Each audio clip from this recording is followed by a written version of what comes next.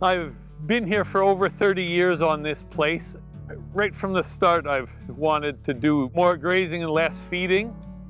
When I started, I would feed pellets and graze this stockpiled grass for as long as I could into the winter, and then feed hay the rest of the winter. The reason I went away from that is if you have a successful winter grazing season, a couple of them, then you end up with too many bales in the yard because you have to always have lots of stockpile in case it's an ugly winter or the snow crusts over early. The corn grazing started to be an option in the area here. And now these cows, they graze in the corn here all winter. Once the stockpile grazing ends in December, they're in 50 to 70 acre pieces that I turn them into. The cows harvest their own feed. Even though as deep as the snow is here, the cows can get to the corn, whereas with swath grazing or stockpiled grass, they need to move too much snow to get to the feed.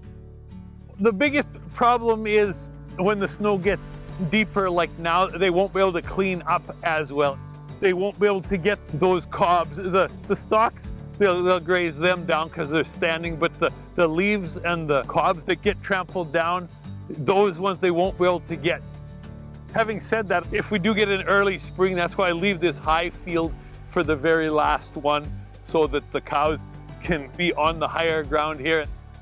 They would just pound the heck out of everything, so I have to move to high, hard ground and be done with that. They'll be in here for close to a month.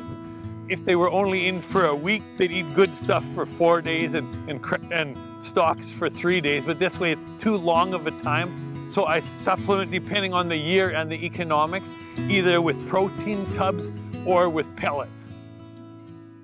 If the cows start to root at the standing old grass along the edge here between the corn and the fence, that's a sign that they've eaten the most nutritious stuff off the field, and it's time to start supplementing. They have to be on a good mineral program too. The first year I thought I'd supplement them with some bales on the cornfield, so I rolled them out on the field, and of course they don't eat that outer crust layer, and it was just an awful mess. The thing is, I try and get it as much of the stuff eaten as possible for two reasons. One, because it costs me money to put it here and I want to get the money back out of it. And number two, I don't want to have too much trash and stalks left, otherwise it becomes a problem for seeding the next crop. Make sure that your cows are full of hay. Like you can see how yellow and fully developed the kernels are.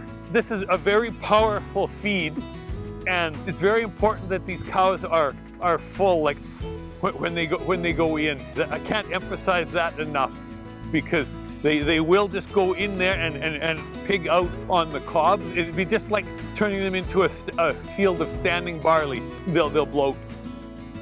I try and leave the calves on the cow until weaning, which is anywhere, depending on the years, the end of October to I've gone as late as the 1st of November. And I try to just have them on really good stockpiled grass. It's expensive to put the stuff in, but you get a lot back out of it. It's just like buying an extra quarter of land. You can get so many more tons per acre with this corn, so you get more days out of it. There was quite an improvement in yield when I went to a custom planter with a proper corn planter. Clean field, corn does not like any competition when it's starting out. Make sure that your variety matches your climate. This past 2 years, I've grown 3 different varieties in the field. I still stuck with one of the original varieties that Ulf was using, and I usually try a couple rows of a newer variety just in case they happen to phase out the variety I'm used to. I kind of have an option for the next year. This fall was dry fall. My pasture run out early, so I was in my corn earlier than I normally do. It didn't work that well because I decided this year I'm not going to go through the trial and error of polywire fencing. So the cows were in a larger field and they trampled a lot down before the snow come. and then it froze under the snow before they got it cleaned up. I've never had a problem with the cows getting at corn through the snow. I mean, there's 4 feet that's sticking above the snow, so even if nice warm March day, the sun will shine around that and they can root down, like, and get down close to eat it.